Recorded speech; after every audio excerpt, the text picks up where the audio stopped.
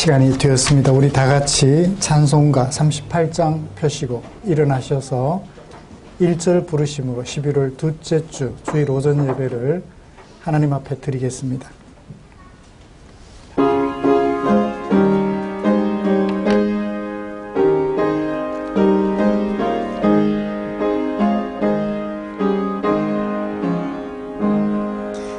예수 우리 왕이여 이곳에 오셔서 우리가 왕께 드리는 영광을 받아주소서. 우리 주님의 백성 주님은 우리 왕이라. 왕이신 예수님 오셔서 좌정하사 다스리소서.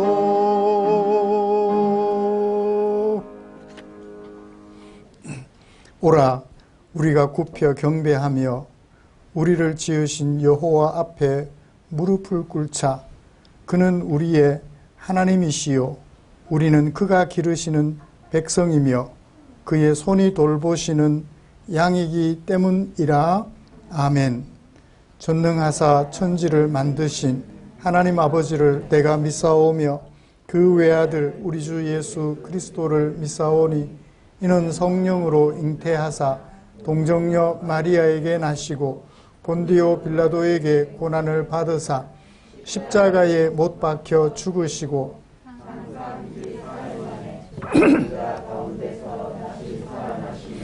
하늘에 오르사 전능하신 하나님 우편에 앉아 계시다가 저리로서 산자와 죽은 자를 심판하러 오시리라. 성령을 믿사오며 거룩한 공회와 성도가 서로 교통하는 것과 죄를 사하여 주시는 것과 몸이 다시 사는 것과 영원히 사는 것을 믿사옵나이다. 아멘. 찬송가 78장입니다.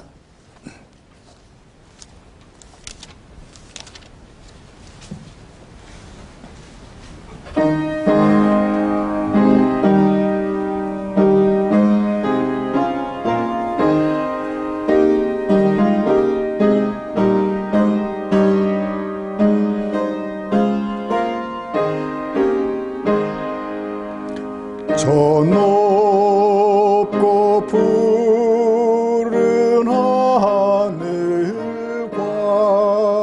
수 없는 빛난 별들을 지으신 이는 창조주. 그 솜씨 크셔라. 날마다 뜨는 저 태양 하나님 크신 권능을 만백성 모두 보라고 만방에 두루 비치네. 해지고 황혼 깃들 때 동편에 달이 떠올라. 밤마다 귀한 소식을 이 땅에 두루 전하네. 행성과 항성 모든 별 저마다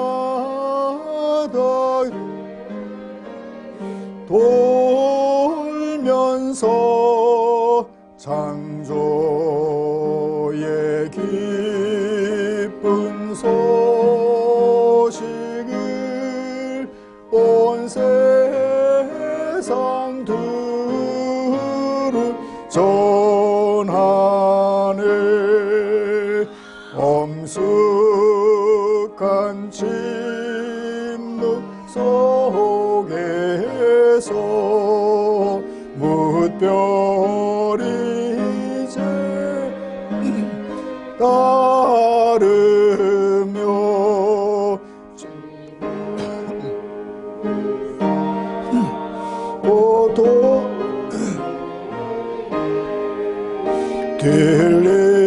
들리는 소리 없어도 내 마음 귀가 열리면 그 말씀 밝히 들리네. 우리를 지어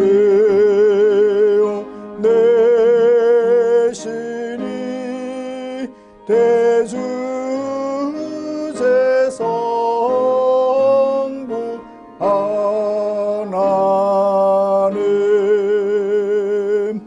아멘.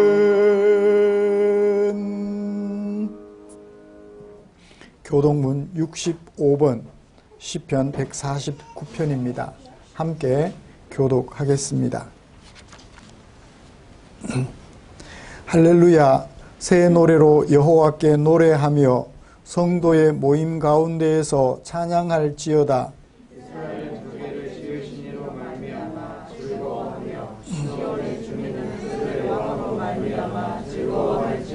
춤추며 그의 이름을 찬양하며 소고와 수금으로 그를 찬양할지어다.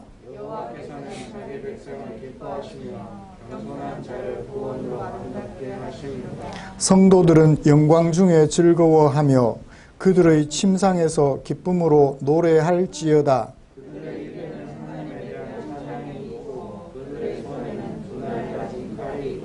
이것으로 뭇 나라에 보수하며 민족들을 벌하며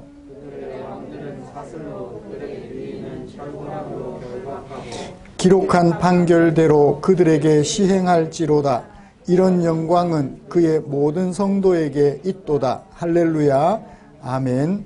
자리에 앉으셔서 찬송가 135장 같이 부르시겠습니다. 찬송 부른 후에 안혜광 집사님 나오셔서 우리를 대표하여 기도해 주시겠습니다.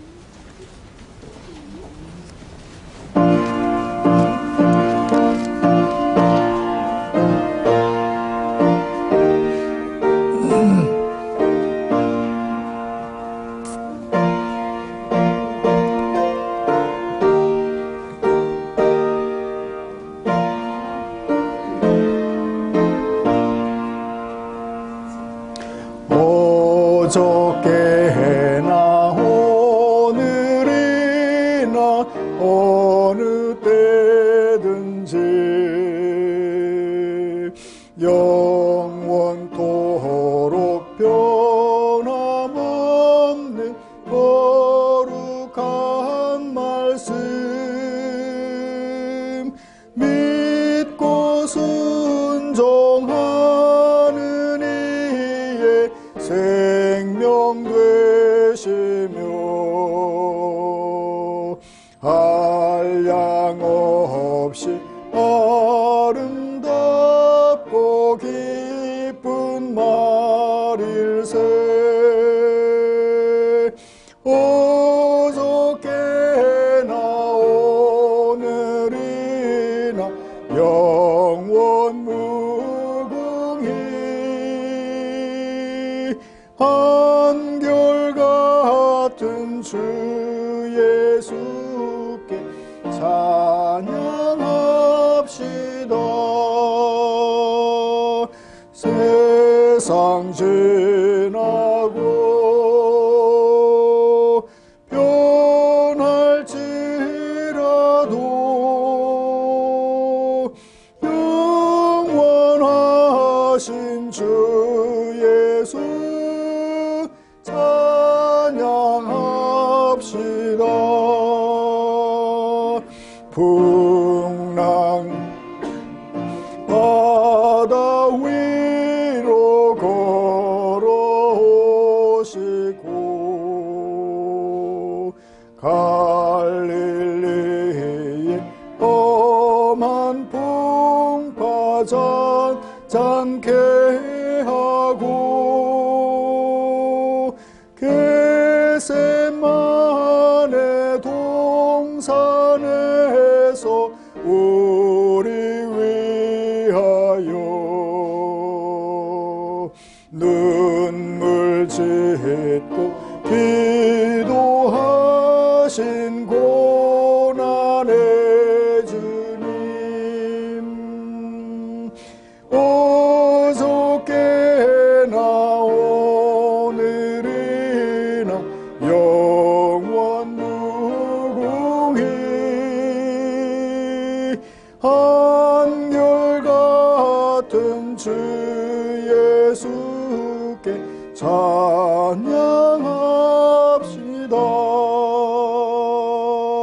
세상 지나고 변할지라도 영원하신 주 예수 찬양합니다.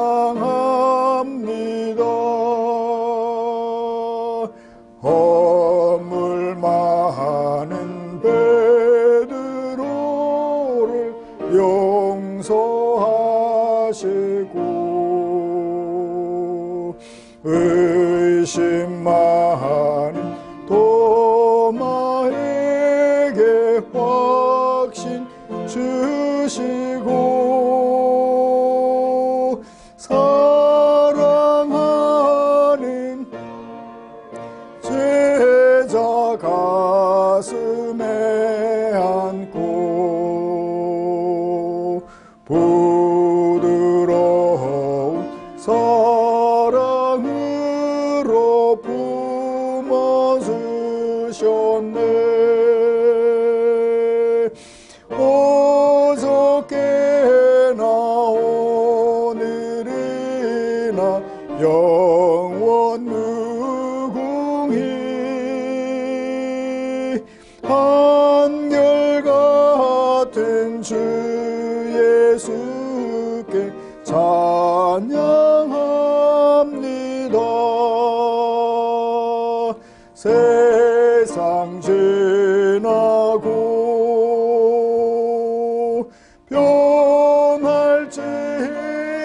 변할지라도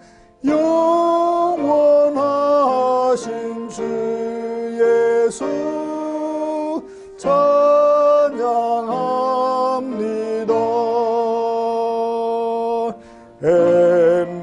엠마오로 행하시던 주님 오늘도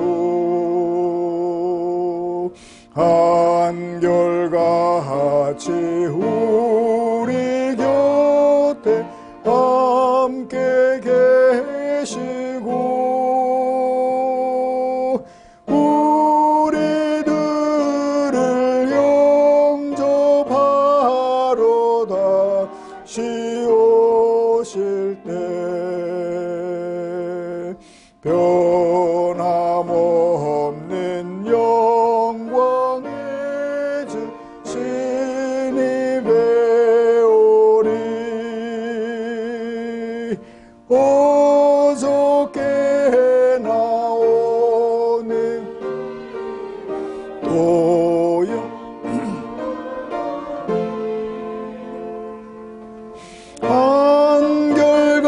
한결같은 주 예수께 찬양합니다.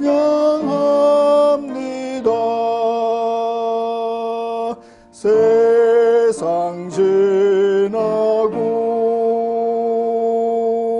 변할지라도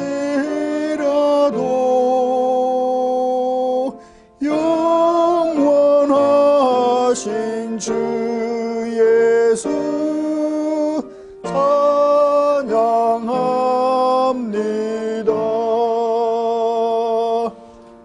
아멘. 함께 기도하시겠습니다.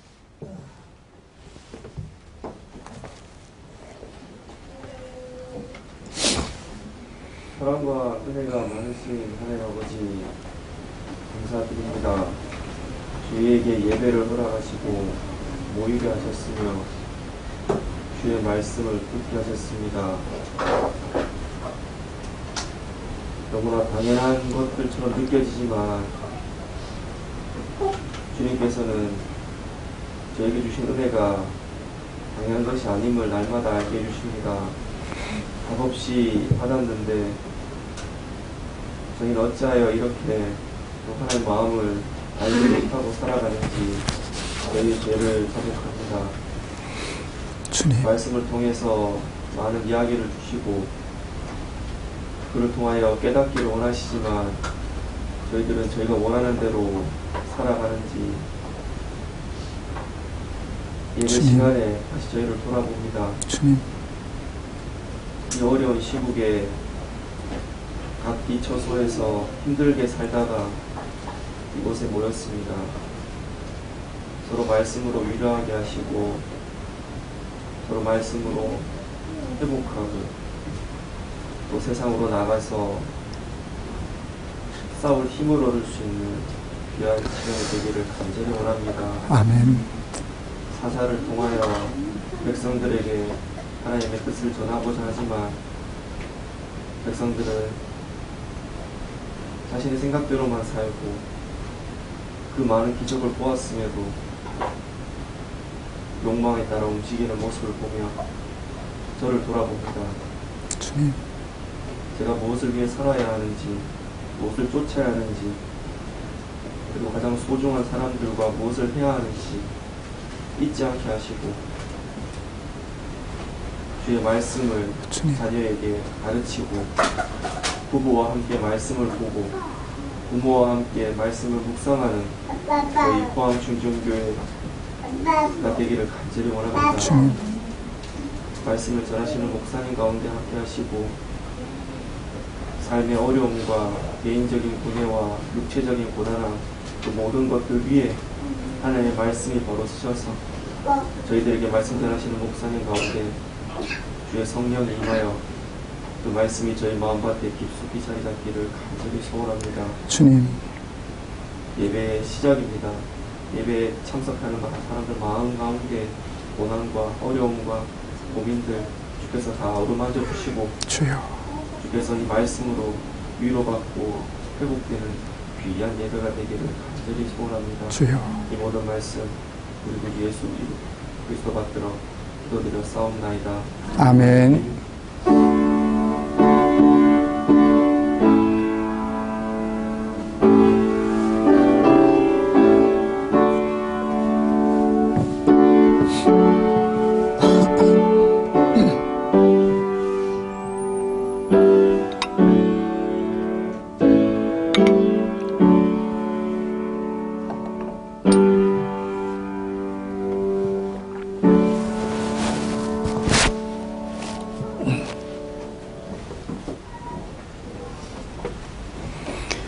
오늘 함께 묵상할 하나님의 말씀은 신명기 9장 1절부터 6절까지입니다.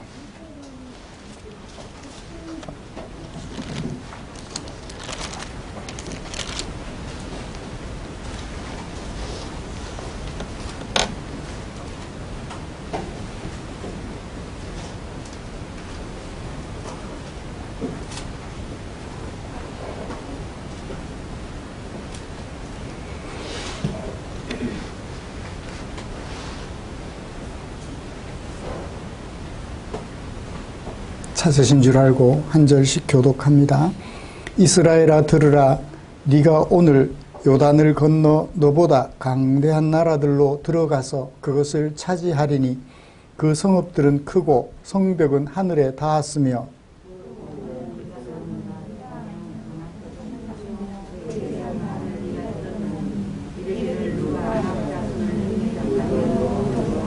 오늘 너는 알라.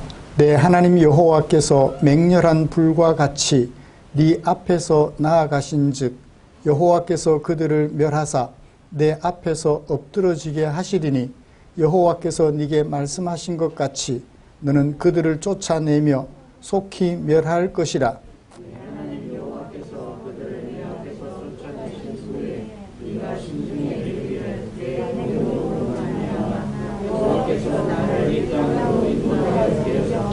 그것을 차지하게 하셨다 하지 말라. 이 민족들이 악함으로 말미암아 여호와께서 그들을 내 앞에서 쫓아내시니라. 네가 가서 그 땅을 차지함은 네 공의로 말미암음도 아니며 네 마음이 정직함으로 말미암음도 아니요 이 민족들이 악함으로 말미암아 내 하나님 여호와께서 그들을 내 앞에서 쫓아내심이라. 여호와께서 이같이 하심은 내 조상 아브라함과 이삭과 야곱에게 하신 맹세를 이루려 하심이니라. 그러므로 네가 알 것은 내 하나님 여호와께서 네게 이 아름다운 땅을 기업으로 주신 것이 내 공의로 말미암음이 아니니라. 너는 목이 곧은 백성이니라. 아멘. 같이 찬양 하나 부를까요?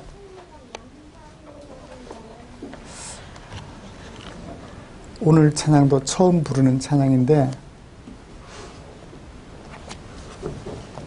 한번 도전해 보겠습니다. 기쁨으로 찬양 290번입니다.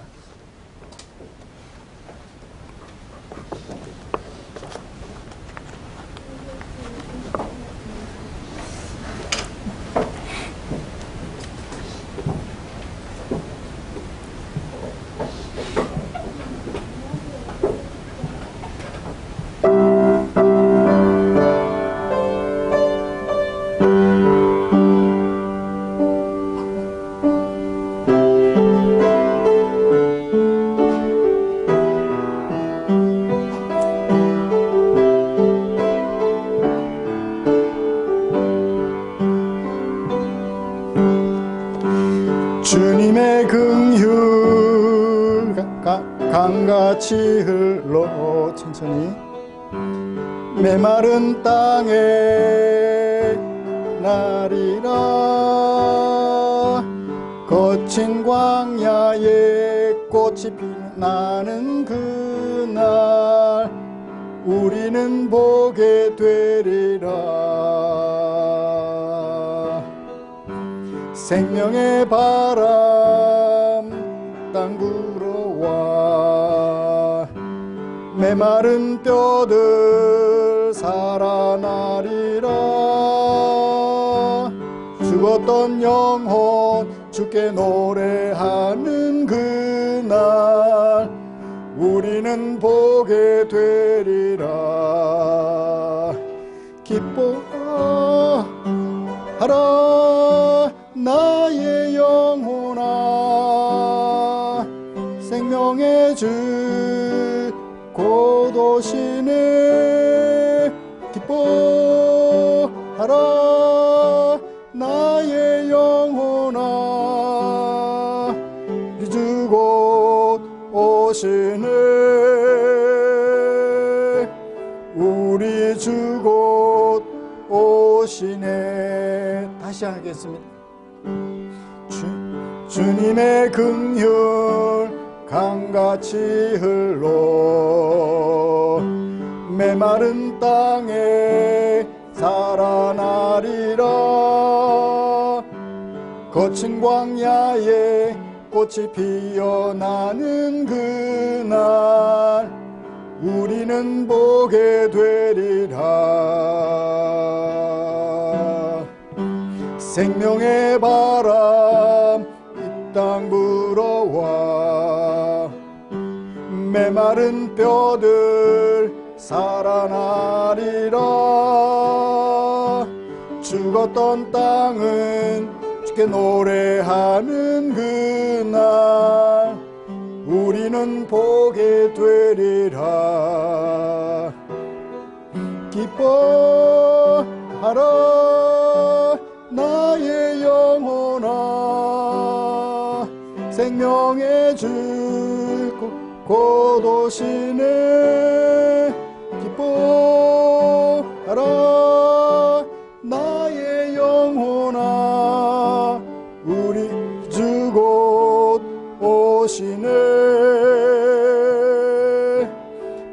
우리 주 곧 오시네 우리 주 곧 오시네 우리 주 곧 오시네 우리 주 곧 오시네. 아멘.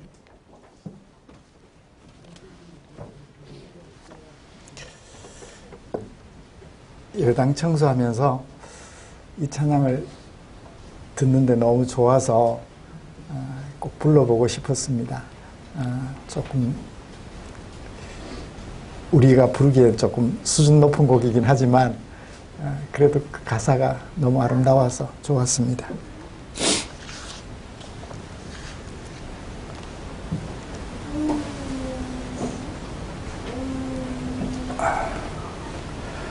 우리는 지난주에 신명기 8장 11절부터 마지막 절까지 말씀을 통해서 가나안 땅에서 살아갈 이스라엘 백성들이 하나님의 백성으로서 가져야 할 마음가짐을 살펴보았죠.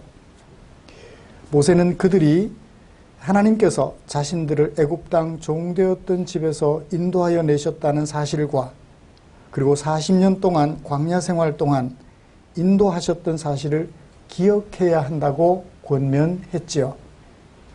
그래서 가나안 땅에서 사는 동안 누구만 경외하며 하나님만 경외하며 누구는 숭배하지 않는 우상들은 숭배하지 않는 하나님의 백성으로 살아야 할 것을 강력하게 권면했습니다.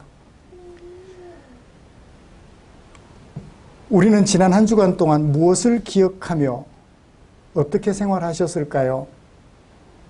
이 시간 잠깐 돌아보기를 원합니다.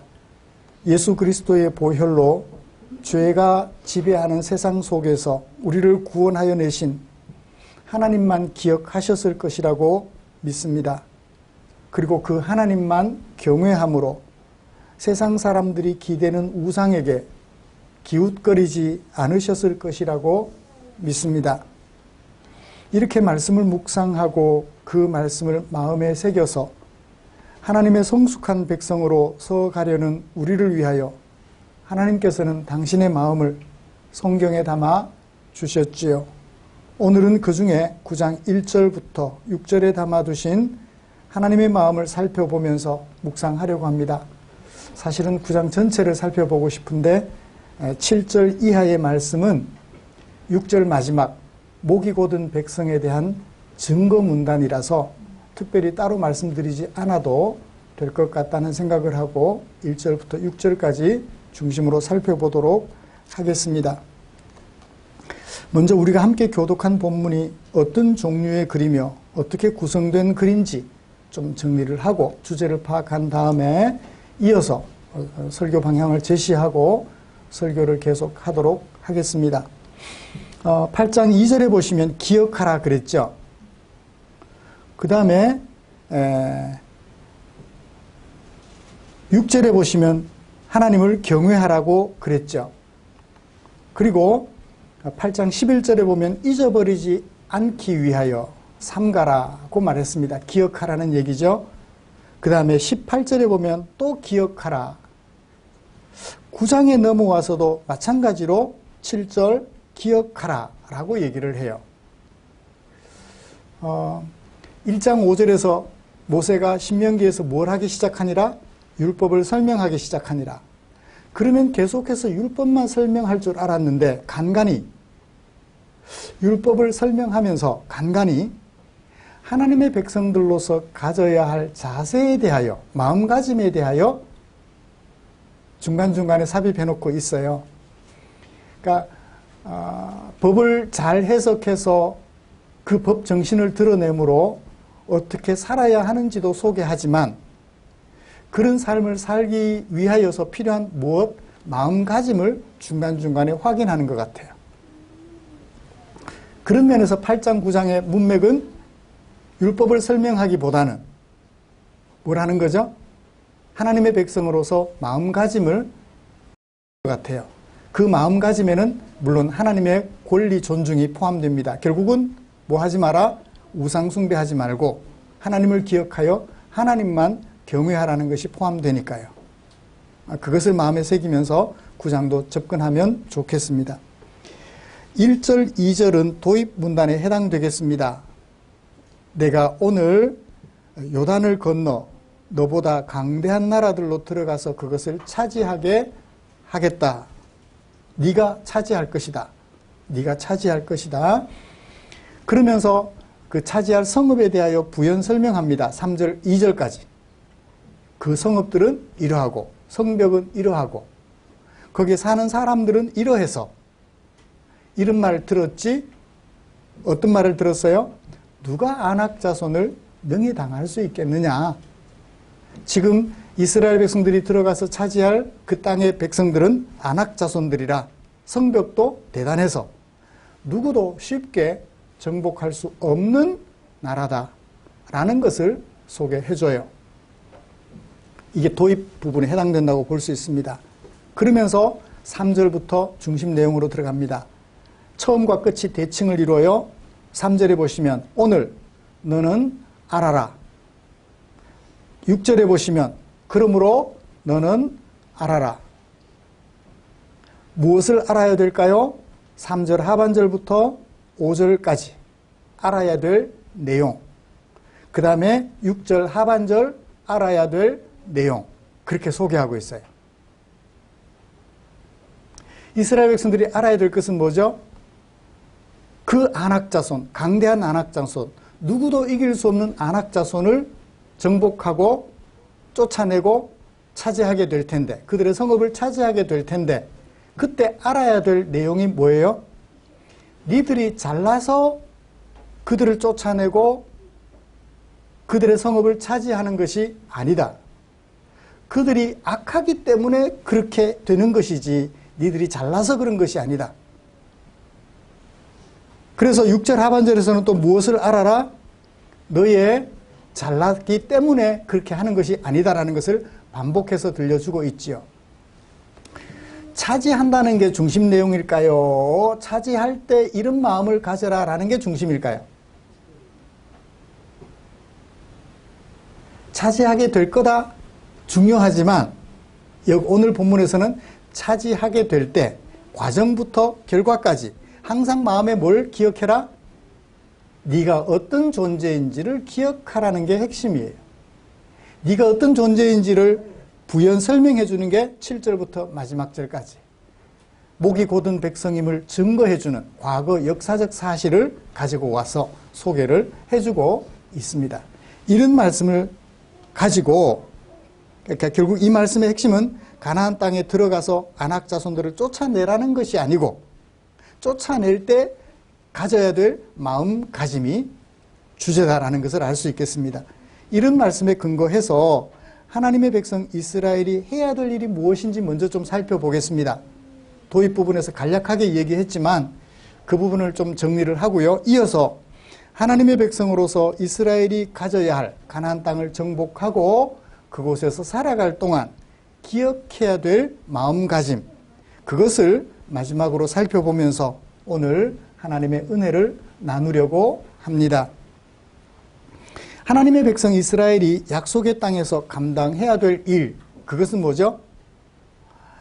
누구도 감히 정복하기 어려운 아낙 자손들을 쫓아내고 그것을 차지해야 한다는 것이 이스라엘 백성들이 해야 될 일이에요. 하나님께서 맡겨주신 일입니다. 그런데 들어가서 차지한다? 들어가서 그것을 차지한다? 이게 어떤 의미를 가지고 있을까요? 이것을 좀 생각해 보고 싶습니다. 지난주에도 얘기를 했습니다만 다곤 신전에 가서 다곤 신전에 불 질러버리고 다곤 신상을 도끼로 찍어서 무너뜨려 버리는 것이 중요할까요? 아니면 하나님을 기억하고 하나님의 명령에 순종하여 살아가도록 힘쓰는 것이 중요할까요? 그 얘기죠. 들어가서 차지한다는 게 어떤 의미를 가지고 있느냐 하는 것입니다. 단순히 정복자로서 그곳에 들어가서 휘저어버린다라는 그런 뜻일까요? 아니면 그 가나안 원주민들 사회의 주도권을 확보하여 우상을 숭배하던 민족들로 하여금 하나님을 경외하는 민족이 되도록 선도한다라는 것이 핵심 내용, 중심 내용일까요? 물론 우선은 그걸 FM이라 그러죠. FM은 당장 그들을 진멸하고 불태워 없애버리는 것이 중요합니다만 그것보다 더 중요한 정신은, 그 명령에 담겨있는 정신은 그들을 따라 우상을 숭배하지 않고 그들을 인도하여 이스라엘 백성들처럼 누구를 경외하는 사람들이 되게 하라? 하나님을 경외하는 사람들이 되게 하라는 게 정신이지요. 법에는 항상 뭐가 따르나요? 정신이 따라요. 이웃집에 분유가 없어서 아기를 요구르트로 키우는 것을 들어서 알아요.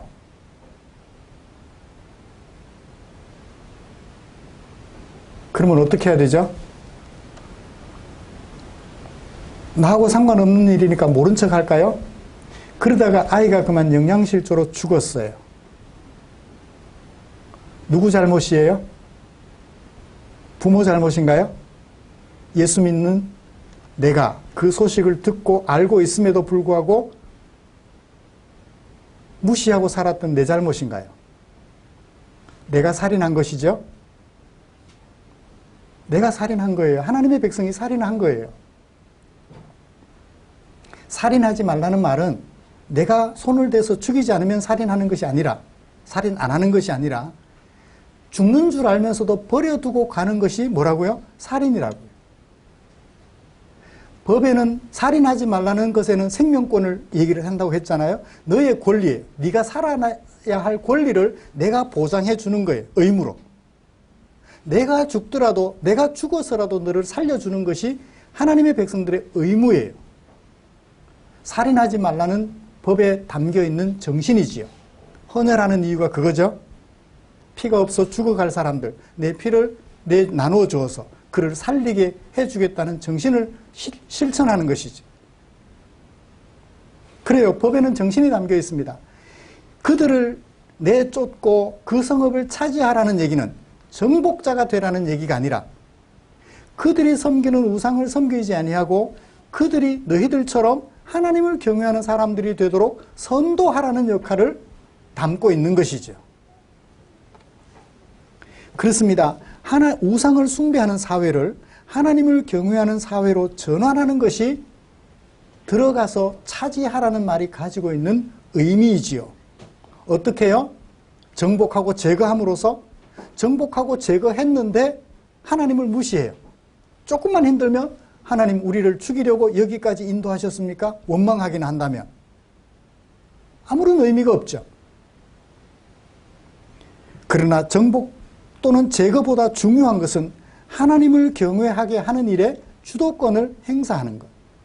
그들의 마음을 감동시켜 그들이 하나님을 섬기도록 도와주는 그것이 중심적인 내용이라고 하겠습니다. 그런데 그 약속하신 땅, 그들이 들어가서 차지해야 될 땅의 원주민들은 어떤 사람들이에요?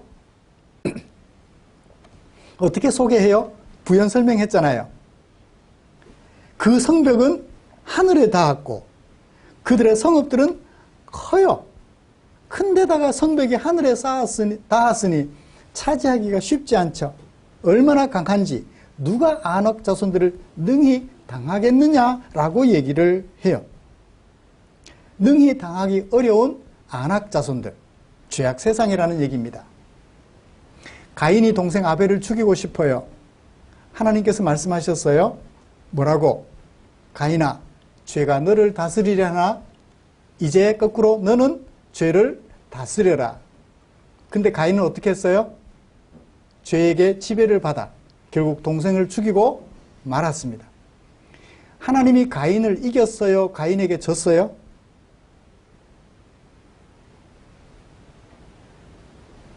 어떻게? 하나님이 가인과 하나님이 싸워서 누가 이겼어요? 하나님이 졌죠? 가인이 이겼어요. 안악 자손들이 그렇다는 얘기입니다. 안악 자손들을 바꿔보고 싶은데 하나님께서 그들이 결코 바꾸질 않아요.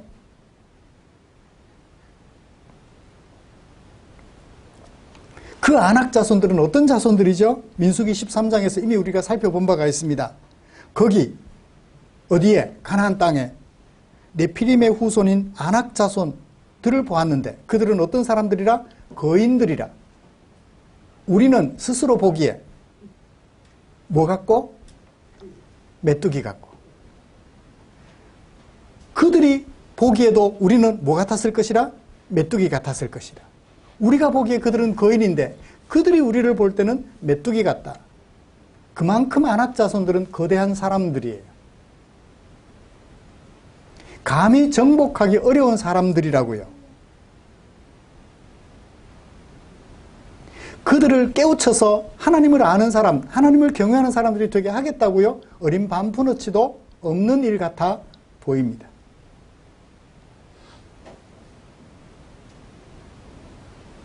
이런 그들에게 들어가서 차지하게 돼요.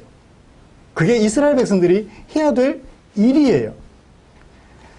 그런데 아예 불가능했을 것 같다면 하나님께서 들어가서 차지하라고 말씀 안 하셨겠죠? 가능하니까 하나님께서 들어가서 차지하라고 말씀해 주셨던 것입니다.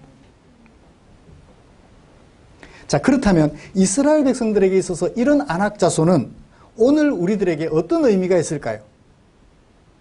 이건 과거 일이에요. 그죠? 지금도 안악 자손의 후손들이 이렇게 거인들인지는 모르겠어요. 거인들이라 봐야 뭐 얼마나 거인들이겠어요. 옛날에는 무기가 없을 때는 거인들은 힘으로 우리가 당할 수 없지만 요즘은요. 주머니 넣어 다니는 권총 한 방이면 끝나잖아요. 그죠? 권총 한 방이면 거인 뭐 아무 소용없죠. 뭐. 총 쏘는 기술만 좋으면 한 방에 처리할 수 있죠. 옛날엔 그게 없잖아요. 자, 그렇다면 이스라엘 백성들에게 안악 자손이 이와 같이 힘들고 어려운 대상인데 그들에게 들어가서 그들을 선도해야 되는, 우상을 숭배하는 그들로 하여금 하나님을 경외하는 사람들이 되도록 선도해야 했다면 오늘 우리들에게 이 안악 자손은 어떤 의미가 있을까요? 우리 시대로 이제 가져와 보죠. 우리가 살아가는 세상을 봅니다. 이스라엘 백성들이 살아가야 했던 세상은 안악 자손들이었다면 오늘 우리는 우리 앞에 안악 자손들이 버티고 있나요? 민주주의 사회라는 이 엄청나고 거대한 괴물이 우리 앞에 버티고 있습니다. 민주주의의 정신은 뭐예요? 백성이 주인이에요. 다수가 원하면 그게 백성의 뜻이 돼요. 대통령 선거를 하는데 50%가 선거를 해서 투표를 했어요. 나머지 50%는 투표 안 해요. 그 50% 중에 45%를 얻었어요. 50% 중에 45% 투표를 얻었어요. 그럼 뭐가 돼요? 대통령이 될 수 있어요. 한 3사람쯤 나오면 45%, 30%, 뭐 15% 이 정도 되면 45%를 얻어도 대통령이 돼요. 자, 전체의 50%에 45%가 투표했는데 대통령이 돼요. 다수의 뜻이 모든 그 의견들을 규합하고 새로 만들어갈 수 있어요. 그죠? 이게 민주주의예요. 다수가 원하면 기독교인들이 그 앞에서 꼼짝 못해요. 그죠?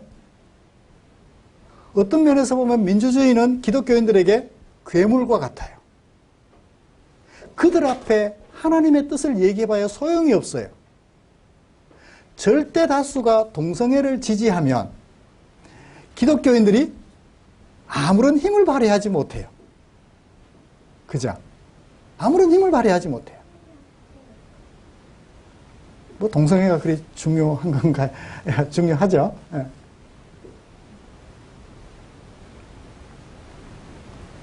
공산주의도 마찬가지예요. 세상의 이념이 우리 그리스도인들 앞에 괴물처럼 버티고 서 있는 거예요. 공산주의 사회는 독재가 보편화되어 있어요. 그죠? 지금 현실적으로 보면 중국도 엄청난 독재죠. 장기 집권이 가능한 게 공산주의잖아요. 북한도 그러하고. 공산주의를 지향하는 나라들이 그래요. 그러니까 그 속에서 기독교인들이 살아남기란 쉽지 않아요. 기독교 정신을 추구하기란 쉽지 않다고요. 세상의 이념이 우리 앞에 이처럼 안악자손처럼 버티고 서 있어요. 그들은 하나님을 알지 못하는 사람들입니다. 그들에게 하나님은 이념이에요. 공산주의를 지키기 위해서라면 뭐도 버리지 않겠다? 뭐도 버리겠다? 내 생명 하나 버리겠다. 민주주의를 위해서라면 총을 맞아 죽더라도 내가 그 앞에 서겠다라고 얘기를 해요. 하나님을 알지 못하고 이념이 그들에게 우상이 되어 있어요.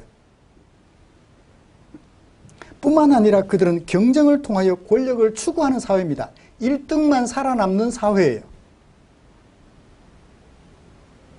여기서 1등 못하면 저기 가서 1등 하려고.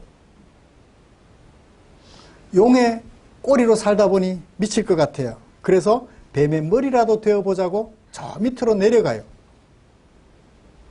가만히 있으면 뱀의 머리라도 될 사람이, 용의 꼬리였던 사람이 내려오니까 뱀의 머리 자리를 내줘야만 해요. 결국 경쟁에서 이기는 자만이 살아남는 사회예요. 너를 죽이고 내가 살 수 있으니까. 괴물처럼 우리 앞에 서 있습니다. 안악자손들이 따로 없죠. 이게 세상이에요. 우리가 살아가는 세상이라고요. 거기다가 요즘은 다원주의예요. 그죠? 다원주의가 뭐죠? 개인이나 집단이 저마다 갖고 있는 가치관이나 이념 또는 추구하는 목표들이 서로 다를지라도 그것을 존중하자는 게 다원주의예요. 네 생각만 옳은가? 내 생각도 있다는 거예요. 모두가 다 가치가 있어요. 이런 생각 저런 생각 차별하면 안 돼요. 그죠? 오늘 우리 세상이 이렇게 다원주의가 돼서 절대적 가치라는 게 없어요.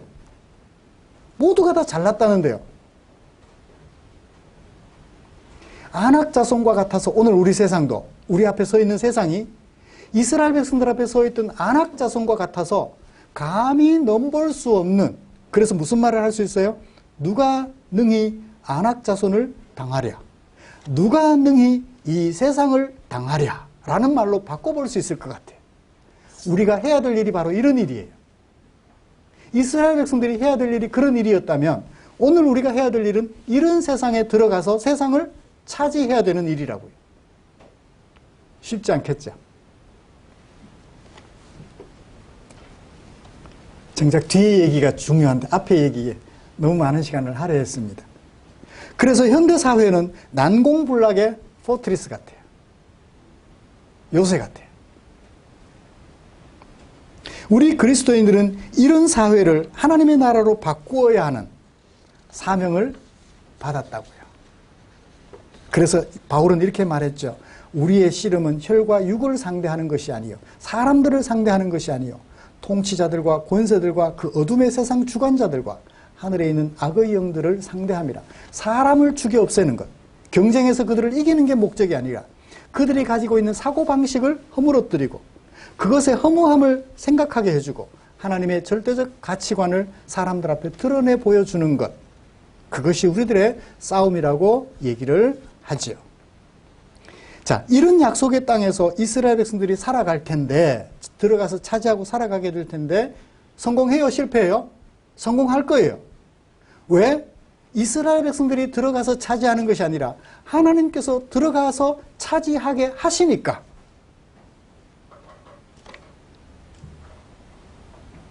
(3절을) 보실래요? 네 하나님 여호와께서 맹렬한 불과 같이, 맹렬한 불처럼 네 앞에 나아가신 즉 여호와께서 그들을 멸하사 네 앞에 엎드러지게 하시리니. 우리가 이 세상을 이기는 것은 우리가 이기는 거예요? 하나님이 이기게 하시는 거예요? 하나님이 이기게 하시는 거예요. 우리는 뭐 하기만 하면 돼요? 하나님이 하고자 하시는 일에 우리의 생명조차도 아끼지 않고 내놓기만 하면 돼요. 자, 그렇게 들어가서 차지하게 될 때 우리가 가져야 할 마음가짐, 3절 오늘 너는 알아라, 6절 오늘 너는 알아라. 뭘 알아라고요? 네가 공의롭고 네가 정직하기 때문에 그 일을 하는 것이 아니란 말이야 라는 것을 알라고요. 무엇 때문에 하나님이 그들을, 이스라엘 백성들 하여금 그들을 물리치고 그들의 성읍을 차지하게 하시나요? 그들이 악하기 때문에 하나님이 너를 들어 징벌하는 거야 라고 깨우쳐 주는 거죠.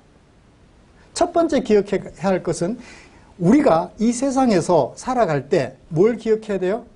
우리가 잘나서, 우리가 대단해서 하나님이 우리를 통하여 그들을 이기게 하신 것이 아니라는 거예요. 만약 우리가 대단하게 잘나서 이 세상을 이기게 하셨다, 하나님의 백성으로 불러주셨다라고 생각하면 우리 어떻게 돼요? 교만하게 돼요. 교만하게 돼요. 교만은 패망의 선봉이고 거만함은 넘어집의 앞잡이라고 잠언 기자가 우리에게 소개해 준 것을 기억합니다. 그러면 세상 사람들이 뭐라고 그러죠? 그래, 너 잘났다, 우리 한번 싸워보자 그래요. 결국 우리의 교만은 세상 사람들 앞에의 강함 앞에 넘어지고 말 거예요. 아이성 작다고 가볍게 여겼다가 어떻게 돼요? 혼쭐나죠? 교만해졌다가, 잠시 교만해졌다가, 쟤들쯤이야. 여리고성도 이겼는데 쟤들쯤이야. 하나님 없어도 될 것 같아요. 교만했다가 지리멸렬 당했던 이스라엘 백성들의 모습을 우리는 기억합니다. 우리가 잘나서 하나님이 불러주시고 나 이런 사람이야, 나 대단한 사람이야, 교만하게 되는 순간 우리는 무너질 수밖에 없다는 거예요. 공익신고자라는 게 요즘 있어요. 그죠? 공익신고자가 나 잘났어 라는 교만한 마음으로 공익신고를 하면 다가올 일 앞에 무너질 수 있어요. 나 잘났어 하고 공익신고를 했는데 돌아오는 것은 뭐죠? 우리나라의 경우는 패가망신이에요. 직장에서 잘려요. 어디 가서도 고사질증이라고 소문이 나서 살기 힘들어요. 미국 같은 나라에서는 보상금액이라도 많아서 잘 살 수 있지만 우리나라 같으면 보상금액도 별로 없어요. 잘났어 그리고 우리 짓밟아버려요. 이 세상이. 그래서 하나님께서 제발 조심해라. 세상의 악을 향하여 소리 지를 때 네가 잘나서 그런 것처럼 그렇게 소리 지르지 말라는 거예요.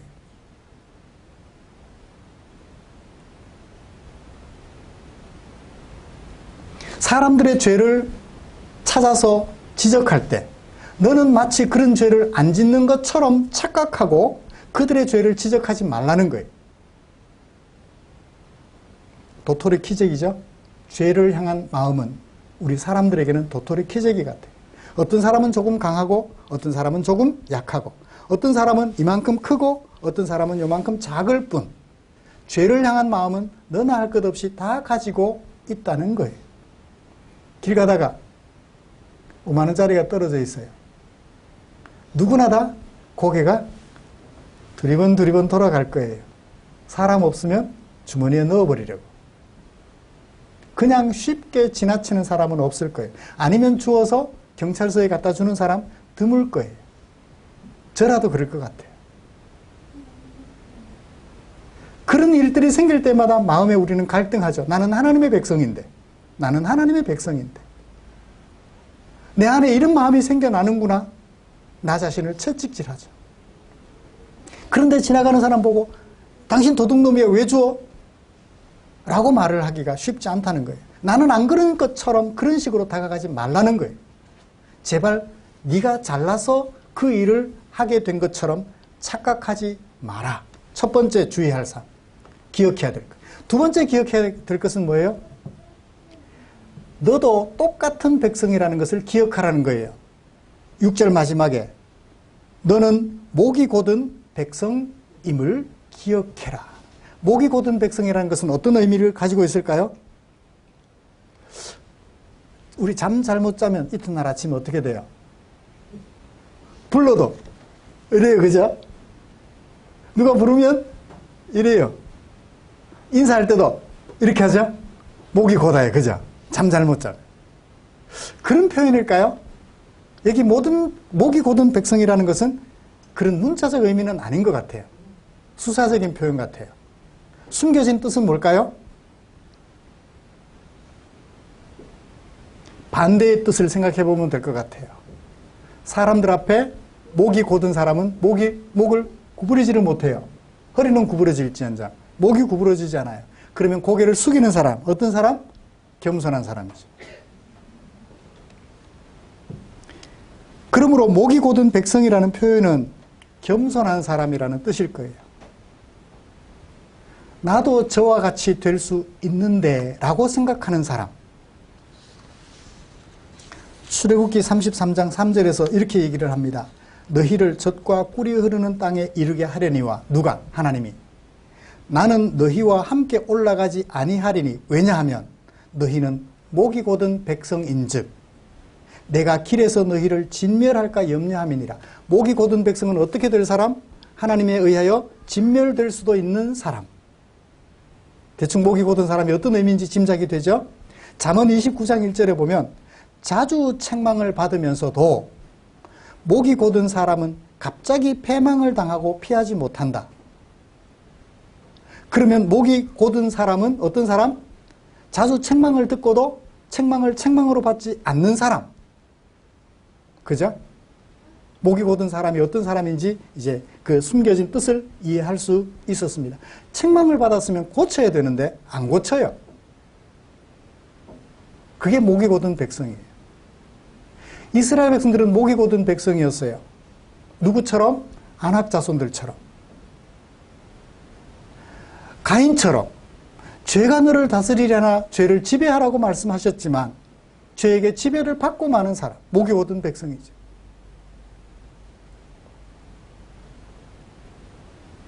그런 목이 곧은 백성임에도 불구하고 하나님께서 어떤 사명을 주셨어요. 아낙 자손들을 어떻게 하라? 들어가서 차지하라고. 그러므로 우리가 이 세상에서 이 세상을 하나님이 지배하는, 하나님이 다스리시는 하나님 나라로 세워가는데 그때마다 어떤 마음가짐 가져라? 겸손한 마음 가져라.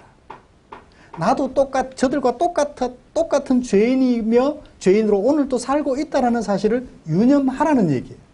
네가 잘나서 그런 것처럼 그 사람들을 정죄하지는 말라는 거예요. 이해가 되나요? 요즘 사회를, 우리나라 사회를 보면 서로 정죄해요.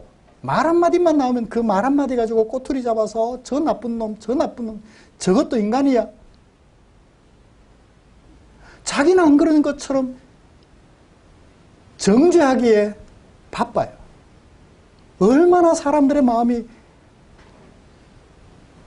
목이 곧아져 있는지. 자기는 아무 문제 없는 것처럼.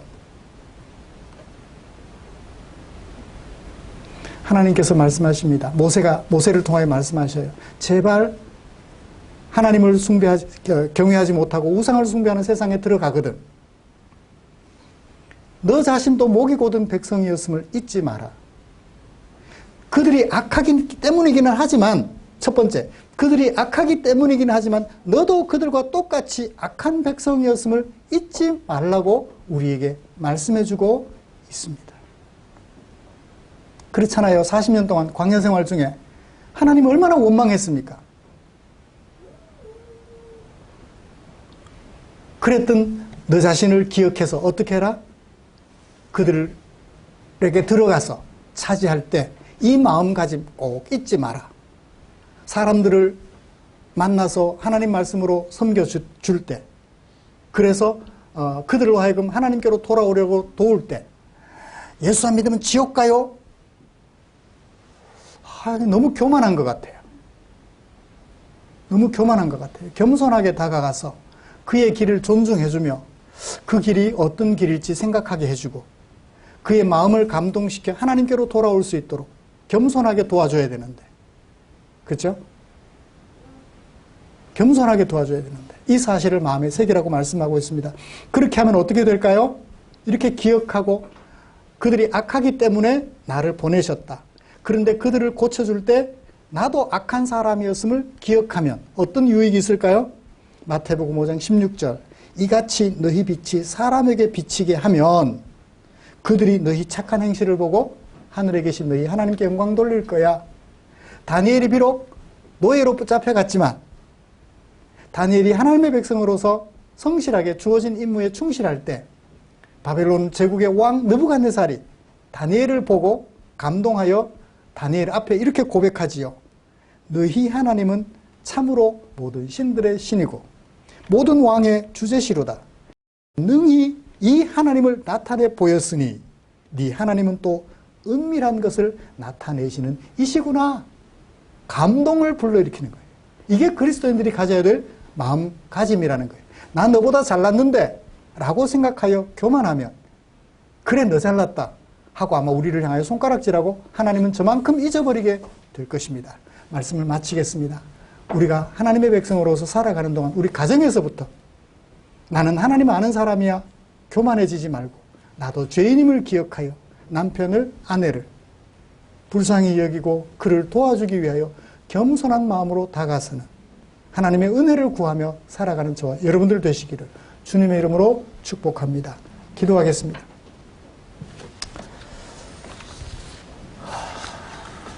하나님 아버지 몰랐죠. 너를 이기고 너를 지배하는 것이 내가 사는 길임을 전에는 알았습니다. 그러나 이제는 너를 위하여 내가 죽어지고 너를 위하여 내가 희생하는 것이 내가 사는 길임을 오늘 우리는 알게 되었습니다. 이제 우리가 예수를 믿어 하나님의 백성이 된 후에 이 땅에 살아가는 동안 이 세상 사람들을 섬길 때 가져야 될 마음 자세 두 가지를 모세가 권면해 주었으니 이 두 가지 사실을 잊지 않고 기억하게 하여 주시옵소서.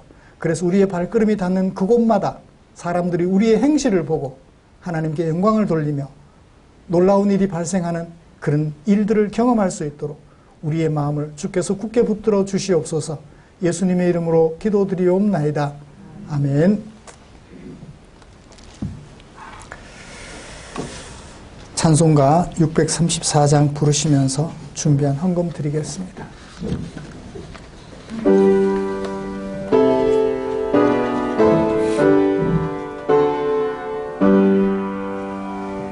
모든 것이 주께로부터 왔으니 이 예물을 주께 드리나이다.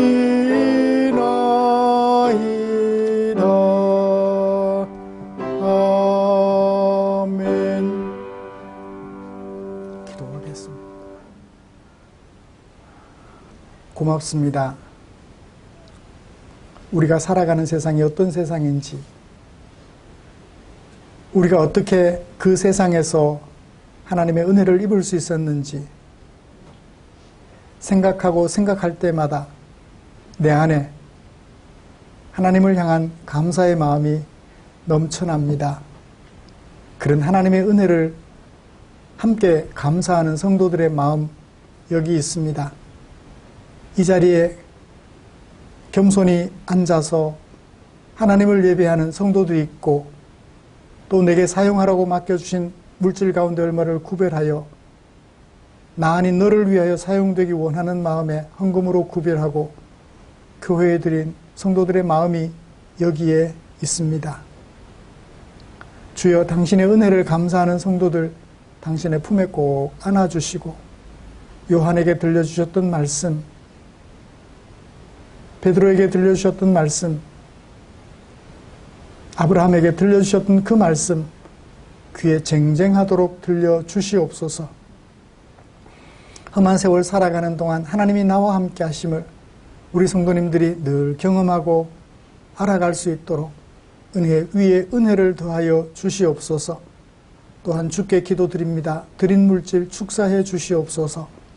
주께서 축사하시면 삶의 무게에 짓눌려 쓰러진 지체들 일으켜 세워드리는 일, 주려 배고파하는 지체들 배를 채워드리는 일에 쓰고 남음이 있을 줄 믿사오니 우리 주님 역사하여 주시옵소서. 언제나 우리를 사랑해 주신 주께 감사드리며 예수님의 이름으로 기도드립니다. 아멘.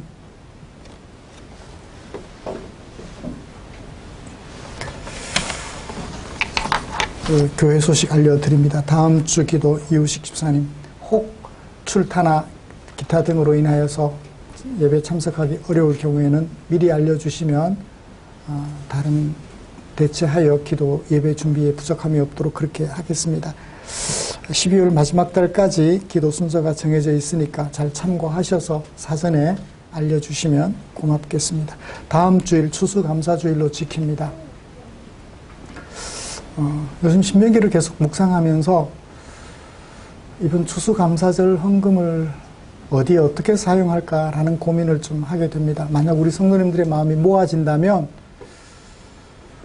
이 어려운 시기에 특별히 경제적으로 어려움 당한 우리의 이웃들이 있을 수도 있지 않을까라는 생각에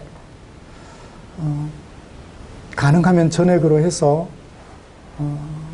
공공기관들을 통해서라든지 우리 공동체가 아닌 이웃을 위하여 긴급하게 필요로 하는 곳이 있다면 사용하는 것도 괜찮지 않을까라는 생각도 좀 해봅니다. 여러분들의 의견을 이 모양 저 모양으로 좀 모아서 제게 전달해 주시면 당장 급한 건 아니니까 모아주시면 또 그런 분들이 계시다면 추천을 해 주셔서 준비될 수 있도록 하면 좋겠다라는 생각을 그냥 혼자서 해보았습니다. 저의 생각도 중요하지만 여러분들의 생각, 한 사람 한 사람의 생각이 중요하니까요.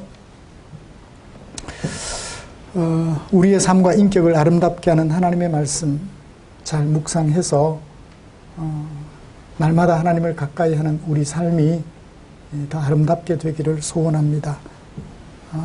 곁에 계신 분들과 인사 나누시죠.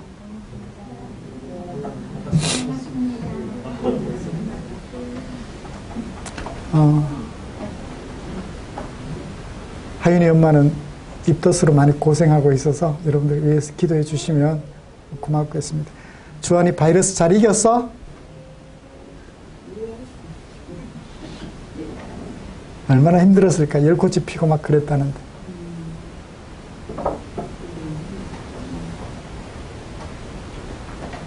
저런 과정들을 거쳐서 면역력이 자꾸 좋아지겠죠. 네. 우리 다 같이 찬송가 57장 펴시고 일어나셔서 찬송 부르고 축도함으로 예배를 마치겠습니다.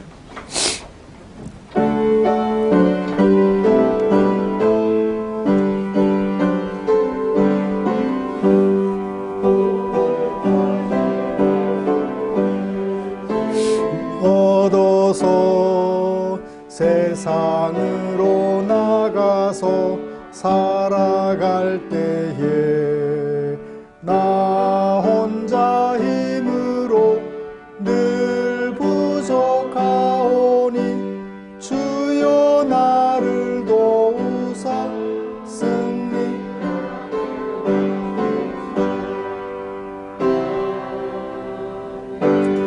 광고 하나만 더 할게요. 마당에서 저절로 자란 호박이 넝쿨째 굴러 들어왔어요.